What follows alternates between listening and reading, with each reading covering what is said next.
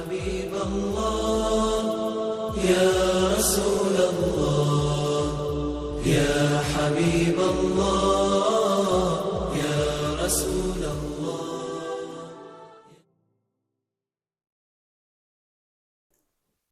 الحمد لله رب العالمين والعاقبة للمتقين. أما بعد فأعوذ بالله من الشيطان الرجيم. بسم الله الرحمن الرحيم. وقل ربي زدني علما. صدق اللہ العظیم. صدق رسوله النبی الکریم.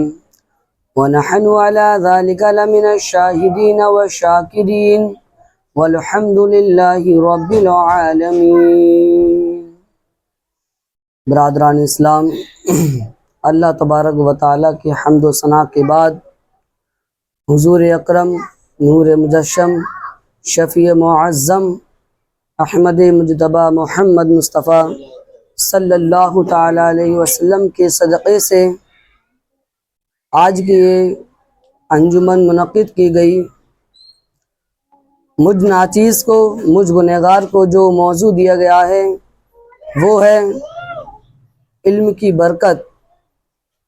اللہ تبارک و تعالیٰ کی بارگاہ میں دعا ہے مولا تعالیٰ مجھ کو حق بولنے اور آپ کو حق سننے کی اور اس پر عمل کرنے کی شہادت نصیب عطا فرمائے. حضرت انس ابن مالک رضی اللہ تعالیٰ عنہ سے مروی ہے کہ اللہ کے رسول غیب دہ نبی صلی اللہ تعالیٰ علیہ وسلم نے فرمایا وَذُكِرْتُ فَعِنْدَهُ فَلْيُصَلِّ عَلَيَّ وَمَنْ صَلَّى عَلَيَّ مَرَّةً صَلَّى اللَّهُ عَلَيْهِ عَشْرًا، کہ جس کے سامنے میرا ذکر ہو اسے مجھ پر درود پڑھنا چاہیے، اور جس نے مجھ پر ایک مرتبہ درود پاک پڑھا تو اللہ تبارک و تعالی اس پر 10 مرتبہ درود پاک پڑھتا ہے. تو اسی لیے میں کچھ عرض گزار کرنے سے پہلے بہتر اور مناسب سمجھتا ہوں کہ آقائے نامدار مدنی مدینے کے تاجدار دونوں عالم کے مالک و مختار عالم ما کان و ما یکون صلی اللہ تعالیٰ علیہ وسلم کی بارگاہ بے کس پناہ میں اپنی اپنی غلامی کا ثبوت دیتے ہوئے پڑھیے وآباج بلند اللہم صلی علی سیدنا صفینا حبیبنا مولانا محمد وارک وسلم صلاۃ و سلامنا علیک یا رسول اللہ صلی اللہ تعالیٰ علیہ وسلم. اللہ کے رسول غیب دہ نبی صلی اللہ تعالیٰ علیہ وسلم کا فرمان عالی شان ہے طلب العلم فریضۃ علی کل مسلم و مسلمہ، کہ علم دین حاصل کرنا ہر مرد اور مسلمان عورت پر فرض ہے. برادران اسلام، اسی لیے حضور اکرم صلی اللہ تعالیٰ علیہ وسلم نے فرمایا کہ گود سے لے کر کے غور تک علم حاصل کرو، یعنی ماں کی گود سے لے کر کے جب تک ہمارے بدن سے ہماری روح جدا نہ ہو جائے تب تک علم دین حاصل کرو،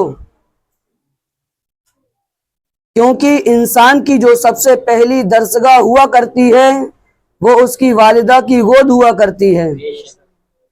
اسی لیے اللہ تبارک و تعالی نے اپنے محبوب سرور کائنات صلی اللہ تعالی علیہ وسلم کو یہ حکم فرمایا اے محبوب تم زیادتی کی دعا فرماؤ، علم زیادتی کی دعا فرماؤ. اللہ تعالیٰ ارشاد فرماتا ہے وَقُلْ رَبِّ زِدْنِي عِلْمًا، عرض کرو کہ اے محبوب مجھے علم زیادہ دے. اللہ تعالیٰ اپنے محبوب سے فرماتا ہے محبوب عرض کرو کہ اے رب مجھے علم زیادہ دے. حضرت علامہ حجر عسقلانی رحمۃ اللہ تعالیٰ علیہ فرماتے ہیں کہ اس آیت کریمہ سے یہ واضح ہو گیا، علم کی فضیلت یہ واضح ہو گئی کہ اللہ تبارک و تعالیٰ نے اپنے محبوب علیہ السلام کو علم کے علاوہ کسی دوسری چیز کی تاکید نہیں فرمائی. اگر علم سے بڑھ کر کوئی دولت ہوتی تو اللہ تبارک و تعالیٰ سب سے پہلے اپنے محبوب کو اس چیز کا حکم فرماتا، لیکن اللہ تبارک و تعالیٰ نے اپنے محبوب کو علم زیادتی کی دعا کرنے کا حکم فرمایا۔ تو اسی لیے تمام عبادتوں سے افضل جو عبادت ہے وہ ہے علم دین حاصل کرنا۔ تمام اعمال سے افضل و اعلیٰ ہے علم دین حاصل کرو۔ حضرت عائشہ صدیقہ رضی اللہ تعالی عنہ فرماتی ہیں کہ میں نے حضور علیہ الصلوۃ والسلام سے سنا کہ اللہ کے رسول غیب نبی صلی اللہ تعالی علیہ وسلم فرماتے ہیں کہ علم کی زیادتی عبادت کی زیادتی سے بہتر ہے، یعنی رات بھر علم دین، رات بھر عبادت کرنے والا عابد اگر کوئی ایک مسئلہ رات میں یاد کر سو جائے تو وہ رات بھر عبادت کرنے سے بہتر ہے۔